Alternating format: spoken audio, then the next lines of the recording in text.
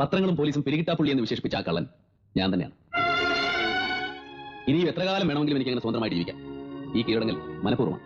ഇല്ലെങ്കിൽ നിരപരാധിയായ ഒരു മനുഷ്യൻ ശിക്ഷിക്കപ്പെടും. കാരണം അമ്പലക്കാടനെ കൊന്നത് ഇൻസ്പെക്ടർ ശേഖരല്ല എന്നറിയാവുന്ന ഒരേ ഒരു സാക്ഷി ഞാൻ മാത്രമാണ്. കള്ളനാണെങ്കിലും മനസാക്ഷിയുള്ളവനാണ് സാറേ ഞാൻ. ഇൻസ്പെക്ടർ ശേഖരനെ രക്ഷിക്കാൻ നിങ്ങൾ കെട്ടിച്ചമച്ചുണ്ടാക്കിയ കഥ അല്ലായിരുന്നു കോടതി എങ്ങനെ വിശ്വസിക്കും? നിയമം കുറേക്ക് എനിക്കും അറിയാം സാർ. വ്യക്തമായ തെളിവുകളോടുകൂടി തന്നെയാണ് ഞാൻ ഇവരെ കോടതിയിൽ ഹാജരാക്കിയിരിക്കുന്നത്. നിരപരാധിയായ ഒരു മനുഷ്യനെ രക്ഷിക്കാൻ സ്വന്തം ജീവിതമാണ് ഞാൻ അടിയറ വയ്ക്കുന്നത്. തെളിവായിട്ട് ഒരു കള്ളനെ പിടിക്കാൻ ലക്ഷങ്ങളും കോടികളും ചെലവാക്കാൻ ഇവിടെ വകുപ്പുണ്ട്. പക്ഷേ അവൻ എങ്ങനെ കള്ളനായി എന്നറിയാൻ ആരെങ്കിലും ശ്രമിക്കാറുണ്ടോ? ആരും കള്ളനായി ജനിക്കാറില്ല സാർ. സാഹചര്യങ്ങളാൽ കള്ളനാക്കപ്പെടുകയാണ്. ഞാനും അങ്ങനെ തന്നെ. സർക്കാരിനെയും ജനങ്ങളെയും വഞ്ചിക്കുന്നവരെ ദൈവം പോലും ശിക്ഷിക്കുന്നില്ല എന്നുള്ള അറിവ്.